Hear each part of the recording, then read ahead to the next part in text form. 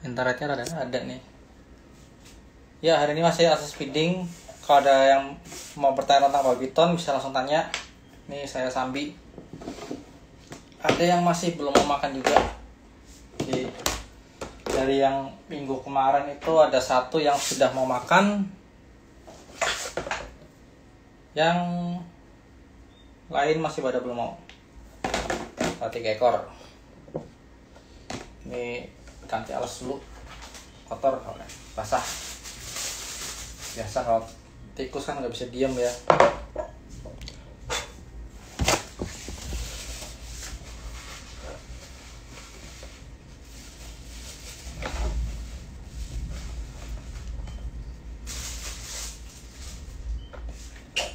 Ini karena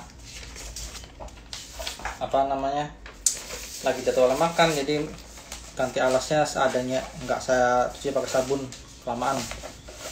Saya kalau bersihin kandang total itu pagi-pagi, jadi kalau lewat jam saya bersihin kandang ya udah nunggu besok ya baru dibersihkan.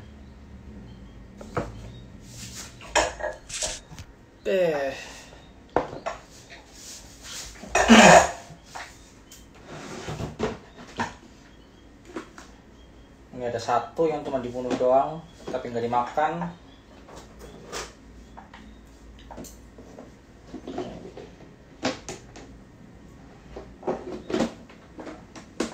Ambil dulu aja.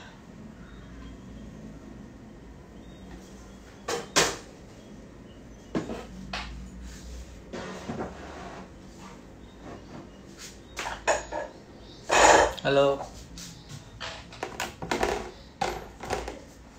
Lagi kurang bagus jadi keputus-putus. Langsung aja akses video yang pertama. Lihat dia memberontak.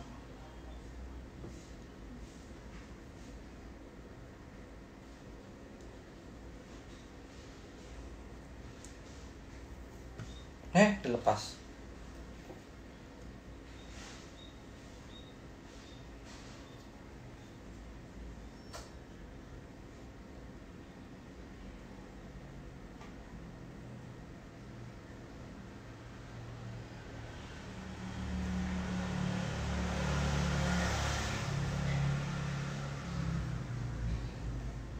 Ya, ini kalau dilepas gini mau nggak mau harus masukinnya agak dalam. Nah, semakin dia sering lepas semakin boros tenaganya. Lihat kan, ngelawannya tenaganya gede loh ini.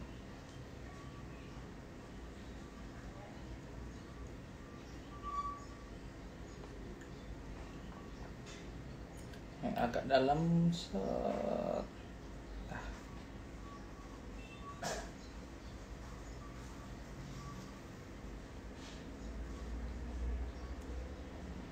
Nggak mau dililit. Taruh dulu. Ini koneksinya reconnecting mulu dari tadi.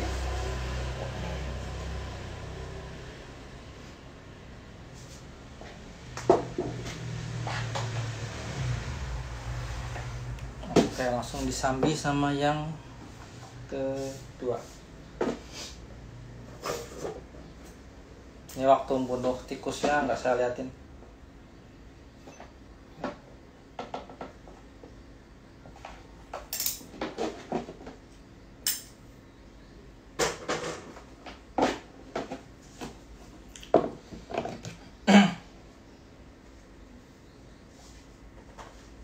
Ini dukanya, salah satu dukanya bal piton ya begini. Bal piton aja sih, cuman diantara banyak ular ya bal piton yang paling agak susah kalau untuk makan pertama, agak bikin was-was. Ya, dia lepeh yang pertama tadi.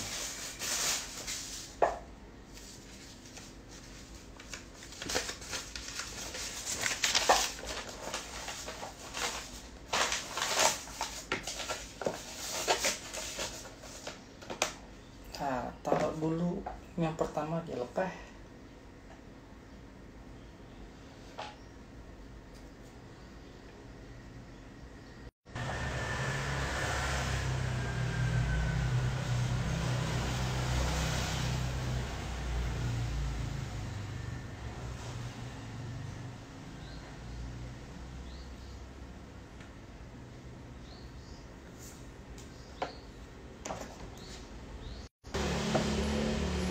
Aduh, reconnecting terus. Disnet ada pakas gerangan.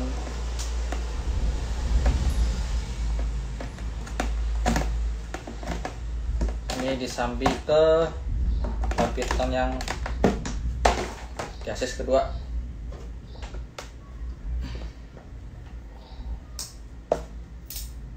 Udah dibunuh ya tikusnya.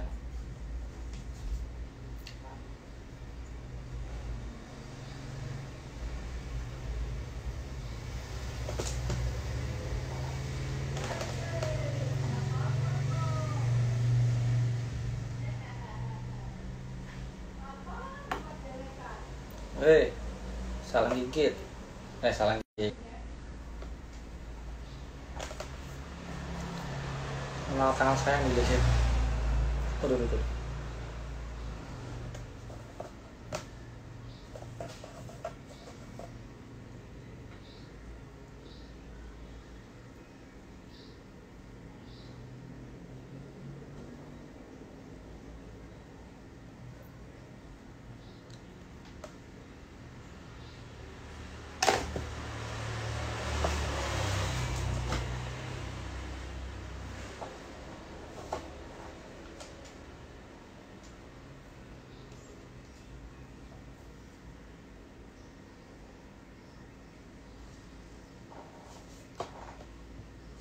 Kalau udah nggak nelen ya udah coba terus sampai dia mau nelen.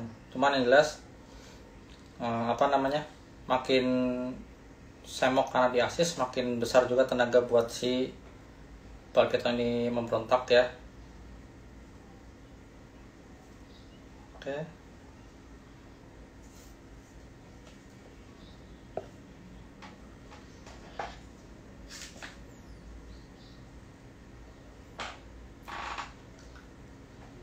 Kayak nunggu kayak gini yang lama, makanya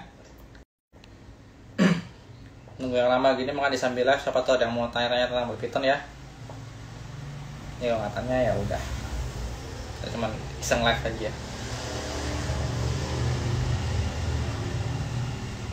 Yang pertama sudah mulai nelen. Oke, ini udah mulai dililit. Ini saudaranya kemarin sudah makan sendiri, udah mau nyerang sendiri terus sampai telan. Minggu ini udah makan sendiri, jadi udah 2 kali makan. 2 kali makan, ini tinggal sekali makan lagi. Jadi minggu depan yang super pastel female sudah bisa dipajang ya, sekali makan lagi.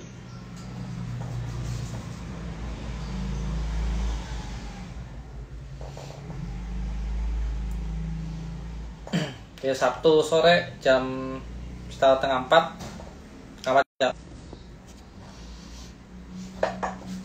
Sabtu sore sekitar 3:30 atau jam 4 saya live buat asis feeding ya, daripada nganggur.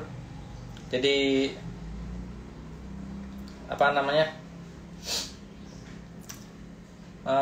ya ginilah sambil nunggu nelen. Ini sudah mulai nelen, yang ini udah mulai dililit. Ini masih ada 1 lagi yang harus diasis. Minggu ini 3. Tadi agak telat live-nya gara-gara ada kelas nomor 6 sama 7 itu baru mulai makan pertama, jadi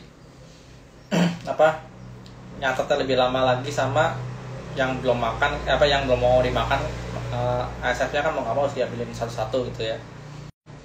Jadi ya begitu selesai kandang kosong dari rat semua baru mulai asis.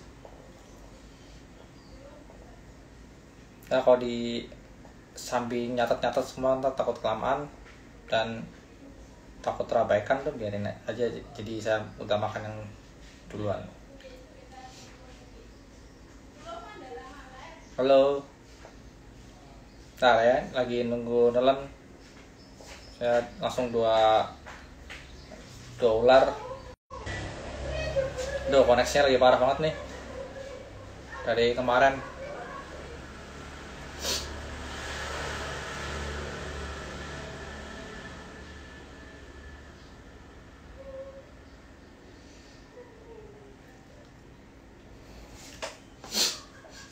Ya gini kalau ice feeding ya, kita ngelamun ngeliatin ular makan Syukur kalau nelen, kalau nggak ditelan ya kita ulang lagi prosesnya. Sampai pangkal rahang. Jadi jangan dimasukin terlalu dalam, yang jelas sampai kan kepalanya kayak gitu lah, yang oval gitu. Ya kalau sampai belakang, cukup masukin kepala tikus sampai belakang rahang, habis itu udah.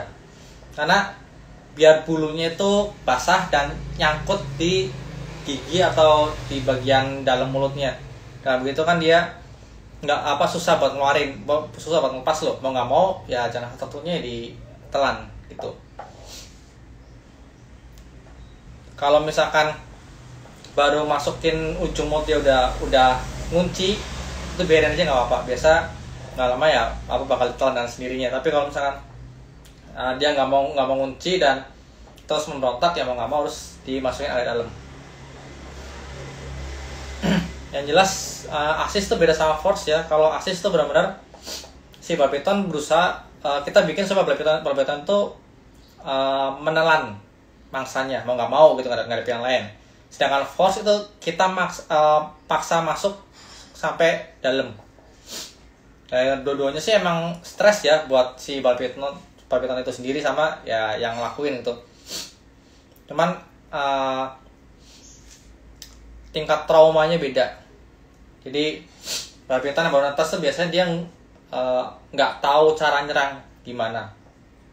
Makanya kan ya masa dibiarin aja, begitu dideketin dia malah cenderung takut atau ngebola gitu.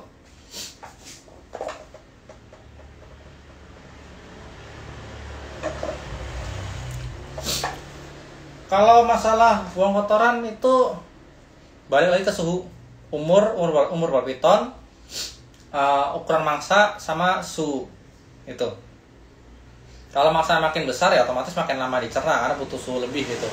Atau mungkin mangsanya kecil tapi suhunya dingin ya dicerna juga lama gitu.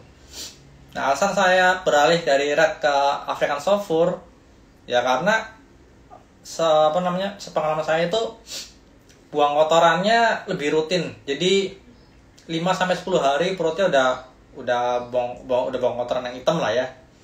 Nah, sedangkan kalau pakai red biasanya tuh ya buang dikit-dikit putih terus buang kotoran besar setelah ganti kulit. Itu kalau pengalaman waktu pakai red seperti itu. Tapi kalau pakai African soft fur lebih rutin. Ya ini satu sudah ditelan, sudah selesai nelan maksudnya.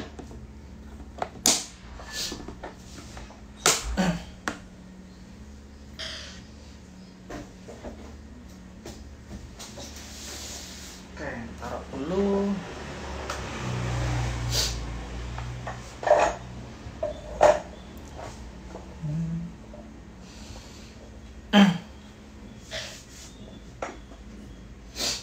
Nah, jadi untuk buang kotoran itu lebih ke arah suhu, bukan cuma dari faktor dalam dari si babi piton itu sendiri, tapi ada faktor luar juga. Oke, sebentar saya bunuh tikusnya dulu.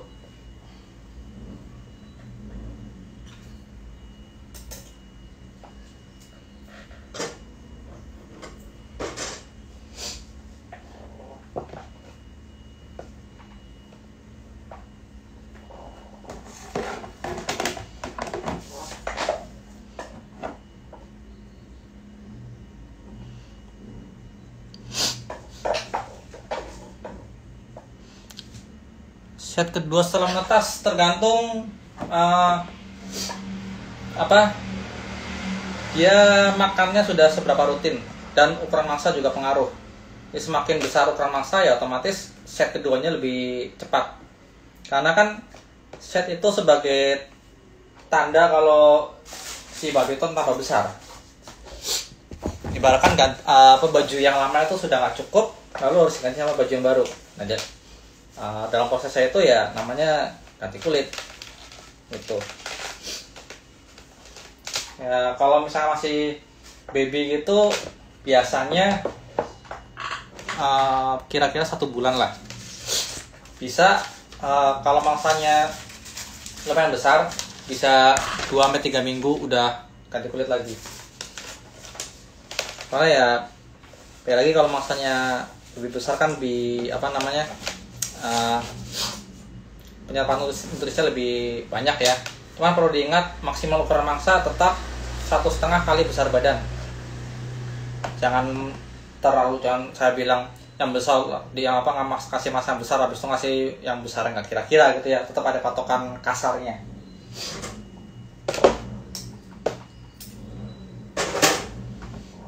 Oke, ini barbiton terakhir yang harus saya asis.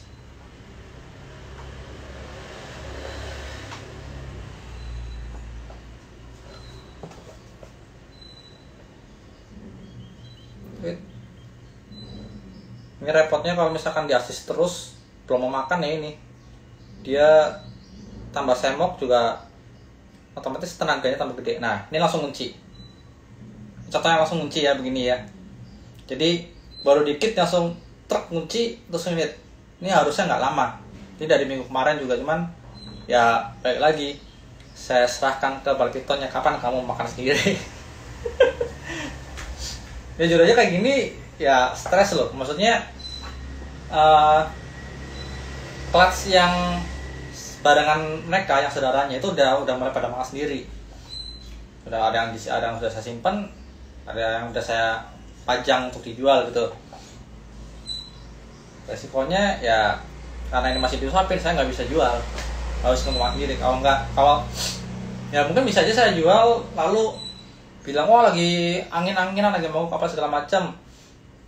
Cuman ya balik lagi dari karakter dari barbiton sendiri nggak bisa bohong. Kalau misalkan barbitonnya udah pernah makan lalu tiba-tiba mogok, nggak lama makan lagi. Tapi kalau belum pernah makan sendiri, nah itu yang repot. Itulah kenapa saya selalu nyertakan tabel aktivitas ya. Jadi kalau beli dari saya ini pasti saya kasih juga supaya keeper barunya bisa ngecek ini makannya kapan aja, udah berapa kali makan, tadi kulit kapan gitu ya, beratnya berapa terakhir itu, biar nggak cuman katanya sudah makan atau segala macam gitu, enggak ya. Oke, PLBB dalam ruangan ber-AC wajib ruangan ber-AC atau suhu dingin.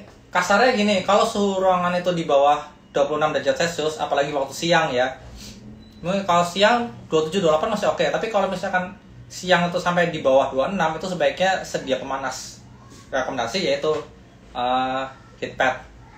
Karena kalau lampu kan setupnya agak susah, terus juga terlalu nggak terlalu penting lah buat barbiton, karena barbiton nggak terlalu butuh sinar UV seperti kadal jenis seperti iguana, bearded dragon atau kura-kura gitu ya.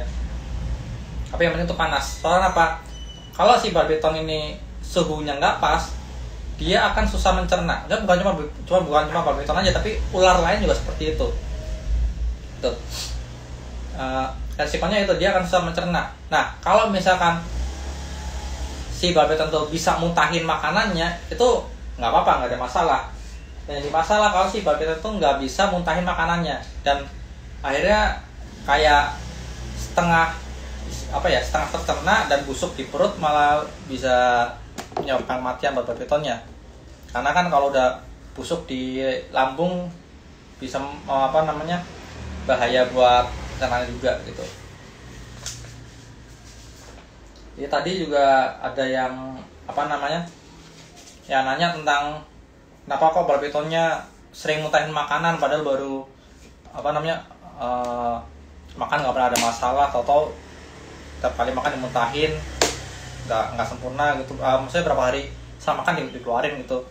Nah kalau kayak gitu ya saya langsung tempatnya di suhu. Jadi suhu di sana taruh dingin gitu aja. Sesimpel itu sebenarnya.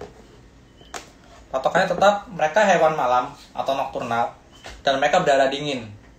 Karena berdarah dingin mereka nggak bisa mencerna makanannya sendiri. Mereka butuh panas dari luar. Gitu.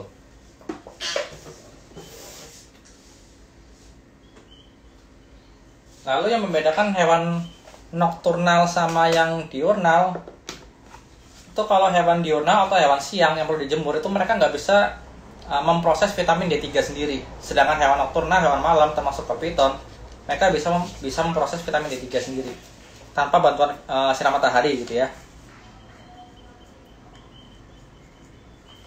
Nah ini catat udah berapa kali disuapin.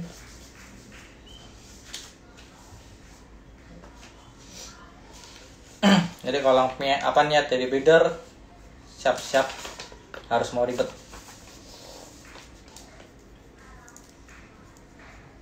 Nah ini sperma malah udah 4 kali disuapin. Ya sebulan lebih disuapin. Ekor saya berarti sekitar berapa? Setahun ada nyuapin satu, akhirnya saya nyerah dan saya kasih temen. Indukan favorit? Nggak ada pertama saya nggak ada indukan favorit, maksudnya gini. Saya anggapnya semua sama, jadi project kadang kan beda-beda pairingnya gitu ya. Cuman untuk Balpiton yang favorit yaitu normal saya karena Balpiton pertama dan saya nggak keluarin saat ini. Kenapa? Ini ruangan sedang bau tikus. Sedang bau mangsanya, sedangkan Balpiton saya di sini ada bau mangsa, ada gerakan dikit dia langsung nyerang. Jadi bukan nyerang karena defensif, tapi nyerang karena feeding respon. Mungkin buat yang nggak pernah merah Balpiton atau mungkin yang merah retik itu biasa, wah Balpiton masa Balpiton galak, masa kayak gini, pokoknya yang galak makan aku apa segala macam gitu ya. Datang aja ke tempat saya. Jangan waktunya makan, lagi mau ngecek dikit aja nyerang. Itu salah satu kenapa saya jarang megang yang besar-besar ya, karena agak susah ini ya, apa namanya, HP kalau megang HP ya, agak susah matiinnya. Nah kemarin mungkin bisa dicek live saya 2 minggu lalu nggak salah, waktu yang hari Rabu 2 minggu lalu, saya lupa tanggalnya. Itu saya lagi nunjukin beberapa Balpiton ready, itu aja mereka langsung nyerang-nyerang ke arah HP, arah smartphone-nya. Kenapa? Karena mendetek panas, ini apaan nih, coba serang gitu. Jadi Balpiton yang saya keep emang semudah itu buat menyerang gitu. Ya ini sudah selesai nelan.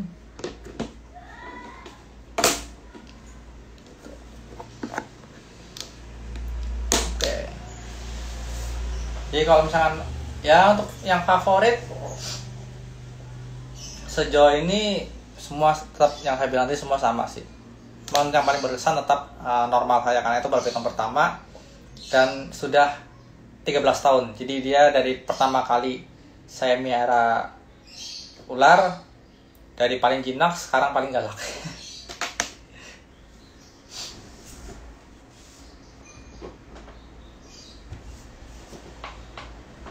Jadi silakan percaya atau enggak, kalau lihat sendiri baru percaya biasanya.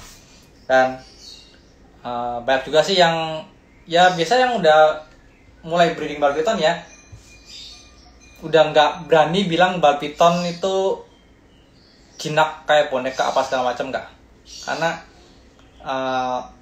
tingkat feeding respon tuh bisa dinaikin. Jadi udah jinak, udah anteng gitu ya, mau feeding respon dinaikin tuh masih bisa gitu. Nggak apa namanya, nggak pasti udah jinak bakal jinak terus gitu, nggak. Ya sama kayak kalau ya mungkin secara temperamen mereka lebih stabil ya. Maksudnya kalau udah anteng ya mereka bakal anteng terus selama kita nggak ada perubahan dalam menanganinya. Maksudnya ya rutinitas kita sering handle apa segala macam itu tetap rutin, mereka bakal anteng terus. Tapi seandainya kita udah jarang handle lalu hanya membuka kandang saat kondisi tertentu, nah itu yang bakal berubah karakter dia jadi lebih ke arah feeding respon.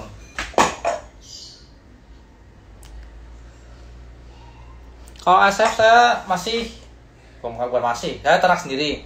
Untuk yang jual saya kurang paham karena gini loh. Waktu pertama kali ASF ada, saya sudah coba menawarkan ke teman-teman saya yang kebetulan ternak tikus. Ini loh ada ASF. Emang harganya waktu itu masih mahal. Mau coba ternak nggak? Kalau mau coba ternak aku ambil gitu. Nah tapi ternyata nggak ada yang berani karena masih judi ya, pasarnya di Purwokerto juga waktu belum ada. Akhirnya ya udahlah, saya beli sendiri, ternak sendiri, dan akhirnya ya sekarang semua pakan, ngurus tikus ya semua dilakuin sendiri gitu. Makanya jadwal sebenarnya agak padat. Ya itulah kalau full time breeder seperti itu ya. Jadi selain merawat ularnya juga merawat pakannya gitu. Cuman kemarin ada beberapa orang yang sudah mau coba ternak ASF, tapi belum bisa, masih kewalahan buat cari jalan tengahnya. Jujur aja ASF itu dia reproduksi cepat, maksudnya ya seperti red lah ya, tapi kalau anak yang dikeluarkan lebih banyak. Dan resikonya kalau jantannya itu dipisah dari koloninya, saat dikenalin lagi sama betina, jantannya bakal mati, dihajar sama yang betina gitu. Saya pikir tadinya cuman berlaku buat yang gede aja ya. Nah, masalahnya kemarin ada betina saya, betina indukan ASF saya yang mati, ada satu ekor gitu ya. Saya nggak tahu kenapa, mungkin karena mau kawin atau mungkin mau beranak kurang tenaga. Itu saya coba yang sapi betina saya masukin ke koloni tersebut. Saya pikir mungkin kalau udah gede bakal dihajar, tapi kalau masih kecil ya 50-50 lah ya. Ternyata besok paginya saya cek kepalanya udah hilang.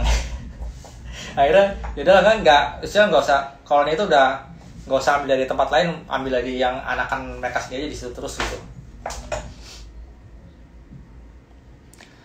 Untuk adult tergantung. Kalau misalkan untuk jantan seminggu sekali untuk ukuran red, paling yang ukuran small. Kalau ya 1-2 minggu sekali cukup. Jadi jantan yang dibikin besar ya. Kalau untuk ASF itu seminggu sekali, yang mungkin sekitar umur 2 bulanan lah kurang lebih. Sedangkan kalau untuk betina kalau pakai red itu cukup di red medium seminggu sekali, itu sudah cukup. Atau kalau pakai ASF itu jadwal makan jadi seminggu 2 kali untuk dewasa sampai akhir untuk ASF ya. Karena ukuran ASF kan nggak sebesar red gitu. Bisa nggak babiton betina itu masuk dikasih red akhir? Bisa.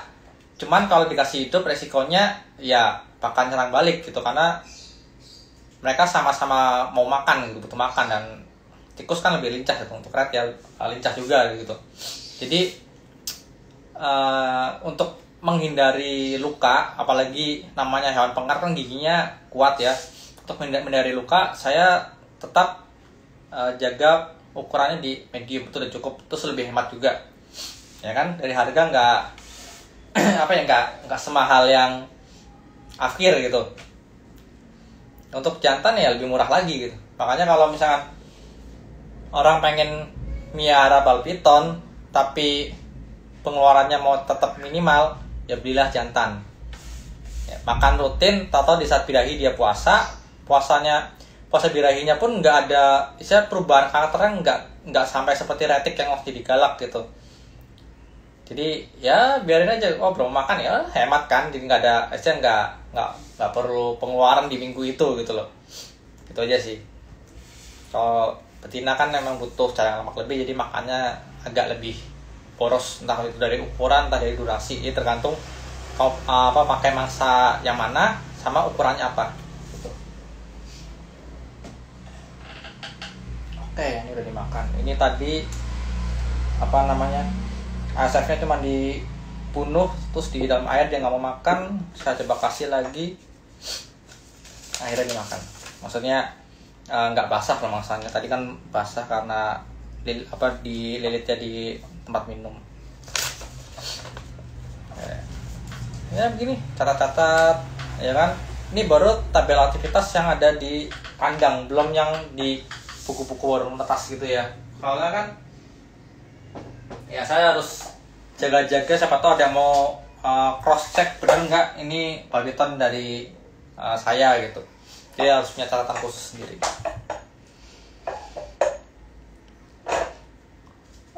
Jantan birahi, jantan yang pasti mau makan.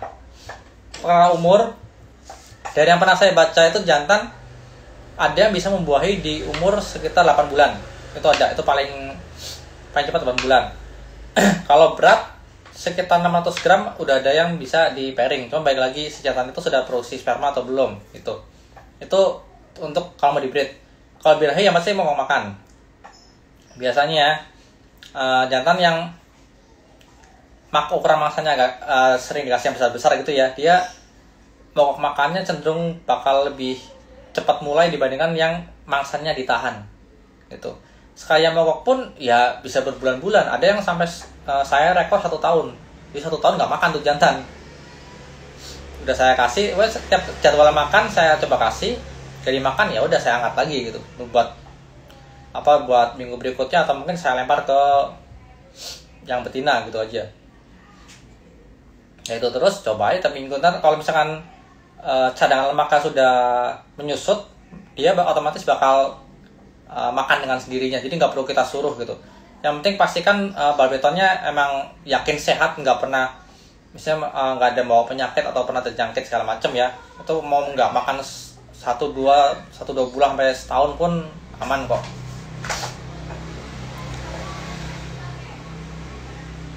Lamanya asis tergantung si balpitonnya. Saya sendiri nggak bisa memprediksi, karena ya yang saya bilang tadi, saya asis paling lama tuh 1 tahun. Jadi situ balpiton dari baru netes nggak mau makan 1 tahun, ya udah ukuran segitu aja. Akhirnya daripada kesiksa terus, ya saya nyerah, saya kasih teman. Jadi dikasih buat di eutanasia ya, eutanasia ya kasarannya buat dibunuh, tapi tetap bermanfaat. Gitu aja. Bebek kawin bulan apa? Di Indonesia nggak ada bulan. Jadi Indonesia kalau mau yang enaknya itu menyesuaikan sama siapa namanya, tabelnya Max Stewart nggak salah. Jadi berpatokan sama pembentukan folikel berdasarkan suhu di Afrika, itu ada tabelnya. Itu kalau mau ikutin seperti itu. Tapi secara keseluruhan mau dikawinin kapan aja nggak ada masalah. Yang penting si jantan sama si betina itu siap. Karena kan Indonesia sama Afrika kan nggak beda jauh. Kita tetap dua iklim, kemarau sama hujan, dua itu aja. Sedangkan kalau di negara 4 musim ya, mereka ada maksudnya waktu mematok waktu tertentu, karena sesuaikan dengan suhu udara di sana, kapan musim dingin, kapan musim panas gitu. Jadi ada sedikit perhitungan. Tuh. Cuman yang paling utama dari menyatukan balpiton atau istilah musim kawin gitu ya, itu lebih buat lebih mengorganisir waktu aja sih sebenarnya. Jadi misalkan saya nyatuin tuh bulan November, berarti saya bisa memperkirakan tuh telur menetas paling enggak pertengahan tahun. Nah, jadi pertengahan tahun itu saya bakal repot, jauh lebih repot dibandingkan bulan-bulan sebelumnya. Sampai mungkin ada berapa banyak ekor yang terjual gitu. Jadi benar-benar di saat lagi repot banget, lagi santai banget. Jadi fungsinya pairing di bulan-bulan tertentu itu seperti itu sebenarnya. Misalkan mau mulai pairing tiap bulan Januari, nggak ada masalah. Mau mulai pairing tiap bulan Oktober, ya nggak ada masalah gitu. Karena itu tadi, di saat lagi netas semua, pas lagi santai ya udah santai aja. Makanya kan saya selalu mengingatkan, kalau menambah koleksi bertahap sedikit demi sedikit. Mungkin nyuci kandang sekitar 10 ekor nggak berasa ya tiap hari. Anggaplah buang kotoran tiap hari, 10 ekor nyuci kandang nggak berasa ya kan, paling nggak nyampe setengah jam udah selesai gitu. Nah, tapi seandainya dari 10 ekor itu misalkan 8 betina ya kan, yang 3 jantan, aman lah ya, 8 betina. Lalu udah mulai di breed nih, sekali satu betina nelor 10, berarti kan dalam saat menetas itu, dari yang seandainya 10 semua telur masing-masing kelas itu sama semua, berarti Anda punya 80 ekor balpiton ditambah 10 ekor yang besar. Bayangkan biasa bersihin 10 ekor, tahu-tahu ditambah 80 ekor yang kecil-kecil. Itu kan agak kaget juga jadinya. Jadi biasa misalkan setengah jam selesai, ini bisa 2 jam lebih masih nyuci. Apalagi waktu kalau pas sudah mulai pada makan, wah udah kayak saya aja ini harinya makan hari Sabtu dari pagi bersihin kandang, langsung kasih makan semua, habis itu saya tinggal dulu. Yang buat yang kecil-kecil ya, saya tinggal dulu. Ntar sorean sekitar jam 3 atau setengah 4 ya, seperti sekarang ini saya cek lagi. Kalau yang nggak dimakan saya angkat, kalau yang dimakan ya saya catat. Kalau di asis ya saya asis seperti sekarang ini. Jadi benar-benar hari paling sibuk untuk hari Sabtu buat saya ya. Sedangkan hari Minggu sendiri saya pagi itu bersihin kandang ASF. Gitu, jadi udah jadwal tuh udah tertata, kalau nggak bakal kelabakan soalnya. Alas, oke. Alas mungkin banyak masih takut ya. Apa namanya? Alas ini bahaya enggak? Alas ini aman enggak? Cocok enggak? Terus ininya bersihnya gimana gitu? Nah, pertama, kenapa saya nggak pakai aspen? Pertama, aspen mahal karena pohonnya nggak ada di Indonesia gitu. Nah, darah lewat. Pakai aspen mahal karena pohonnya nggak ada di Indonesia. Jadi mau nggak mau kita harus impor, dan ya mungkin kalau barbitonnya dikit atau buat pameran aja oke, nggak apa-apa, bagus gitu ya, jadi kata lebih bersih gitu. Tapi kalau misalkan untuk yang udah kayak maksudnya saya 20 ekor buat yang besar, itu harganya lumayan gitu, pengeluarannya gitu ya.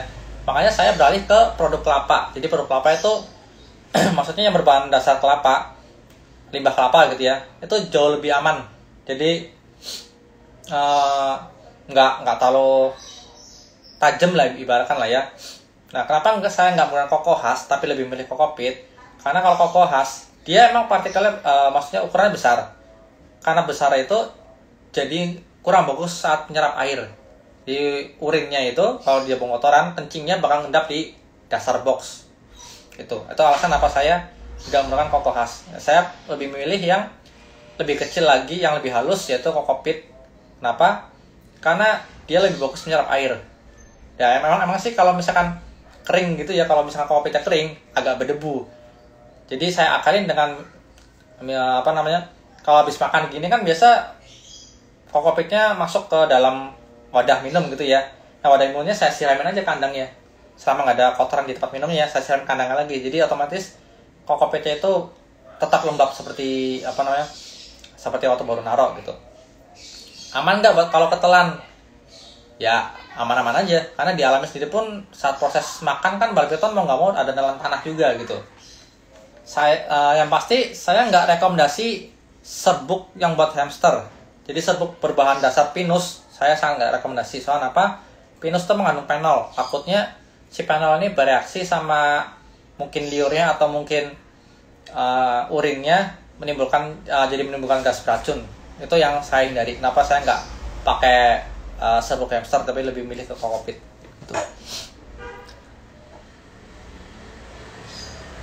Gitu. Ada pertanyaan lagi? Oh iya, sama barbiton yang saya pakein kokopit itu cuman yang dewasa ya, karena yang dewasa sudah dirak, otomatis sirkulasi udara lebih bagus dibandingkan saat menggunakan box. Karena kalau menggunakan box yang tadi itu yang ukuran segini ya, takutnya terlalu lembab malah jadi basah, malah takut ada hal yang nggak diinginkan. Cuman ya lebih ke antisipasi aja sih. Sedangkan untuk barbiton yang saya jual, saya emang lebih fokus menggunakan kertas. Ya resikonya bakal nyuci kandang tiap kali buang kotoran itu ya. Cuman kan kalau misalkan ada yang minta foto apa segala macam, jadi terlihat lebih bersih gitu aja. Kalau kokopit kan cenderung lebih kotor di badan apa segala macam gitu. Kadang ada orang yang minta pengen fotonya tuh badannya kelihatan bersih apa segala macam. Ya udah, saya lebih pakai koran aja buat yang dijual itu.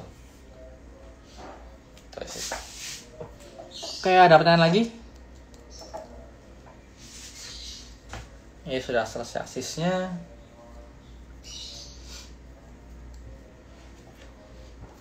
Yang mau tanya aja, nggak apa-apa. Jadi kalau live Instagram saya tiap hari Sabtu ya. Ya antara jam tengah 4 sampai jam 4 lah, antara jam itu. Karena ini saya lagi makan waktu ngurus yang baru netes kan. Nggak terlalu bisa on time seperti kemarin. Kalau kemarin kan karena masih dikit yang makan, jadi saya bisa jam segini harus tank online. Sekarang Pak kerjain ini dulu, nyuci dulu kalau ada yang terlalu basah atau buang kotor kandang bekas ada SF-nya itu terlalu bau, saya cuci dulu gitu.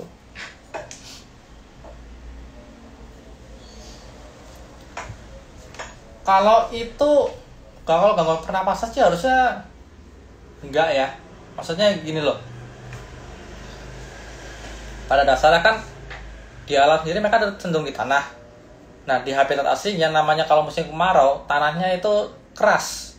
Ya kan, keras, atau kalau tanah keras otomatis berdebu juga. Jadi saya berpatokan dengan itu aja secara nalar ya. Saya berpatokan seperti itu aja. Dan misalkan ada debu-debu di hidung ya, mereka bisa antara menggesekkan bagian hidungnya ke pinggir box, ke tepi box, atau bisa masukin kepala dalam air gitu. Mereka punya cara sendiri buat mengatasi itu. Tapi saya udah 3 tahun lebih gunain kokopit, jauh ini nggak ada masalah. Saya udah coba macam-macam alas ya, dari corn cob yang jagung itu atau popcorn ya, terus habis itu yang kayak jerami, habis itu sekam pun saya pernah pakai, serbuk hamster pun pernah pakai. Cuma akhirnya saya lebih beralih ke kokopit karena lebih aman. Dan terus juga breeder luar pun yang tadinya pakai koko khas, mereka mulai ganti ke yang lebih kecil partikelnya. Jadi kemarin siapa ya, saya lupa antara Balls to You atau Mutation Crescent, mereka beralih dari koko khas ke kokopit ya, maksudnya bukan kasar kokopit, maksudnya ya partikelnya mirip-mirip kokopit itu, jadi lebih ke partikel yang ke ukuran yang lebih kecil gitu. Itu alasannya ya sama seperti saya, lebih kandangnya jadi lebih bagus lah, lebih urinnya jadi keserap, otomatis kelembabannya lebih terjaga gitu. Hai yang baru gabung, kalau ada pertanyaan tentang badminton tanya aja.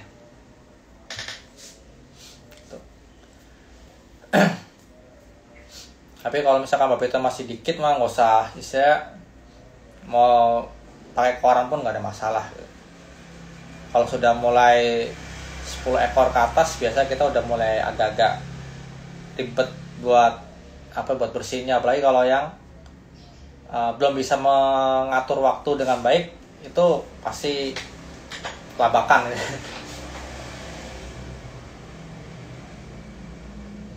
Harga BP saya tergantung ini ya, patokan saya di Mop Market. Jadi waktu awal saya pajang, saya emang saya mau ngecek dulu agak tinggian gitu. Habis itu setelah 1 bulan saya koreksi semua harga yang saya pajang gitu. Jadi harga yang sekarang saya pajang itu udah harga yang sekarang lah. Oke. Breeding di ruangan ber-AC, balik lagi tadi harus pakai pemanas. Karena yang utama dari merawat badminton itu pencernaannya. Kita harus badminton itu harus bisa mencerna makan dengan maksimal. Ya, kalau mereka udah bisa mencerna, ya isi bulan mau kawin mau enggak ada masalah. Cuman kalau misalnya menggunakan AC ya, kalau saran sih di suhu ruangan, maksudnya AC-nya itu disetting paling ke suhu 26 buat sebagai ambient temperatur ya, di suhu sejuk. Tapi kalau misalkan Anda termasuk orang yang suka dingin AC-nya sampai di bawah 20 derajat, ya itu agak repot buat Piton karena bertentangan gitu kan. Itu menggunakan sumber panas itu wajib. Karena hubungannya ya sama pencernaan tadi.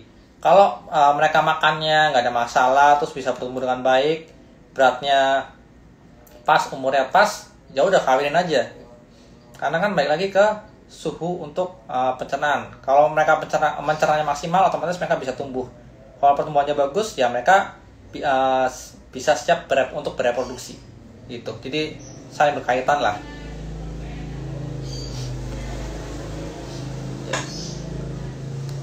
Ada pertanyaan lagi?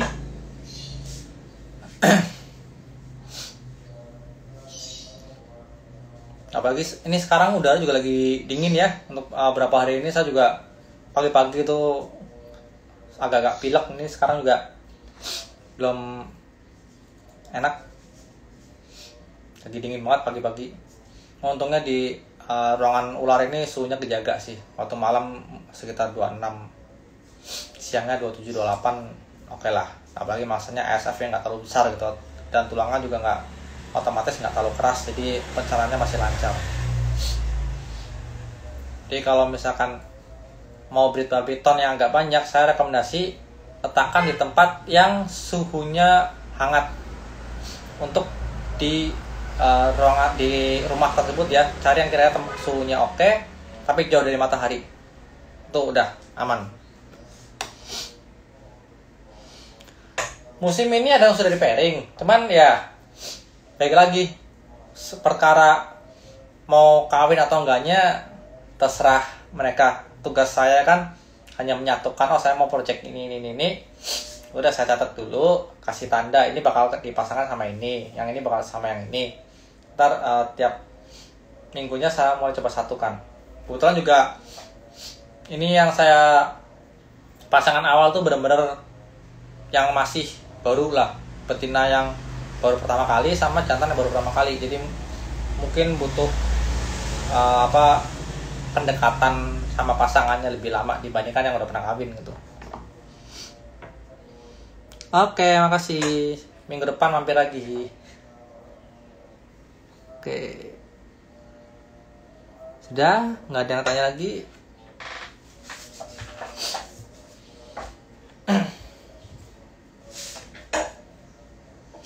Iya, saya pakai kokopit. Saya sekali beli 1 atau 2 karung langsung.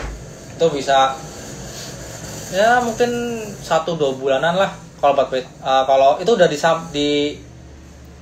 dibarengin sama ASF ya. Jadi bukan cuman babi piton aja yang pakai kokopit, ASF saya pun pakai kokopit. Kenapa ASF saya pakai kokopit dan bukannya serbuk kayu gitu ya atau sekam? Karena si ASF ini lebih tenang saat saya menggunakan kokopit. Yang paling panik itu saat saya menggunakan sekam. Jadi di ASF itu kalau saya pakai sekam mungkin karena suaranya kasar, mereka jadi lebih kagetan. Kalau waktu pakai kokopit jadi lebih anteng. Sedangkan untuk babi piton lebih ke penyerapan urinnya dan juga baunya lebih netral gitu. Kalau serbuk kan entah di babi piton atau di ASF awalnya baunya harum gitu ya, cuman makin lama kan berkurang. Kalau kokopit itu ya netral, baunya ya segitu-gitu aja, nggak ada bau terlalu wangi ataupun terlalu bau aneh-aneh, itu nggak ada.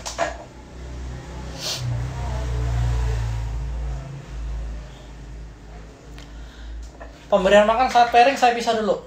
Jadi H-1 sebelum harinya makan saya pisah. Jadi saya tuh hari feeding day atau harinya ngasih makan itu hari Sabtu. Hari Jumat sudah saya pisah jantan betinanya, kecuali yang lagi kawin. Maksudnya yang udah mulai ngelok gitu ya. Itu saya pisah di hari Sabtunya gitu. Nah, kenapa saya misalnya H-1 sebelum makan? Takutnya ya itu tadi pas harinya makan dia lagi kawin. Berarti kan skip makannya gitu. Nah, sebenarnya mau nggak makan seminggu itu pun maksudnya skip 1 kali makan tuh nggak ada masalah gitu. Tapi namanya betina ya, tetap nutrisi cadangan lemak itu mereka butuh banget untuk proses bertelur nantinya. Jadi untuk meminimalisir resiko egg binding, nah, itu agak bahaya soalnya. Jadi si betina nggak cukup tenaga buat ngeluarin telur yang dia gendong. Akhirnya telurnya nyangkut. Kalau misalkan masih bisa diselamatin ya bisa keluar, kalau misalkan nggak bisa selamatin ya lewat karena nggak bisa tenaga gitu. Itu.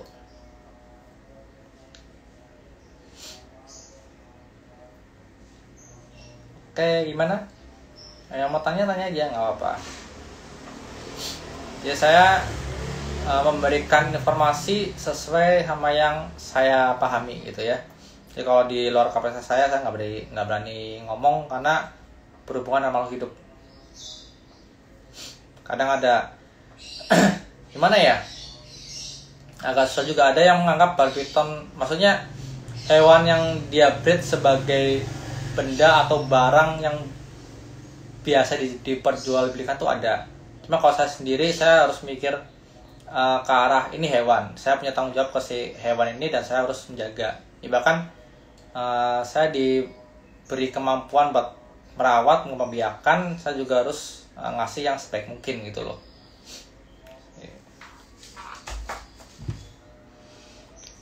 Oke, ya. Thank you udah mampir. Log berapa kali? Itu kalau masalah log saya nggak berani jawab.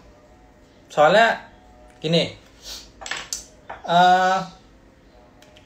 Kalau ukuran folikelnya udah pas, mau 3 kali lock juga udah pasti ovulasi nggak lama, gitu. Tapi kalau saat pairing itu ukuran folikel belum pas, ya locknya bakal berkali-kali sampai ukuran folikel betina itu pas gitu loh, buat dibuahi lalu terjadi ovulasi. Jadi berapa lamanya kawin nggak menentukan seberapa cepat dia ovulasi gitu, nggak. Jadi semuanya ada di ukuran folikel si betina. Nah, folikel itu ibaratkan calon telur ya, atau ibaratkan sel telur gitu loh. Nah, tahu ukurannya dari mana? Ya pakai alat ultrasound yang kayak buat ibu hamil gitu, pakai itu. Cuman kan harganya mahal, ya kan? Ya bisa lah buat beli, itu satu alat tuh bisa buat kebeli set X25R gitu ya. Jadi sebagai breeder yang masih merangkak dari bawah, ya saya balikin ke si ular lagi. Mau kalau postur udah siap ya saya satuin, mau kawin ke sana. Kalau nggak mau ya saya coba pairing terus sampai mereka kawin, akhirnya ovulasi gitu. Jadi kita berdasarkan perkiraan aja lah. Lagi pula namanya hobi, nikmati aja. Jadi di saat nelor netes itu ada perasaan senangnya, wah akhirnya bisa nelor juga, ini anaknya netes gitu kan, telurnya netes gitu kan, ada kesan tersendiri gitu. Tapi kalau misalkan baru lock udah mikir, wah ini bentar lagi mau telur apa segala macam, kita udah mikir aneh-aneh, di saat nggak sesuai ekspektasi biasanya kita akan frustasi sendiri. Saya udah pernah ngalamin itu, ya akhirnya ya udahlah, bawa santai aja gitu. Jadi kalau saya mau yang fokus breeding atau mau coba breeding, tetap perlakukan tuh sebagai hobi, bukan fokus ke maksudnya ke materinya gitu ya. Karena kalau terlalu fokus ke materi, nanti perasaan excitednya itu bakal hilang dan malah jadi nggak menyenangkan lagi hobinya. Halo. Ya, ini sudah selesai akses feed dari tadi. Kalau masih ada pertanyaan tentang bal piton, tanya aja. Mumpung masih ada waktu.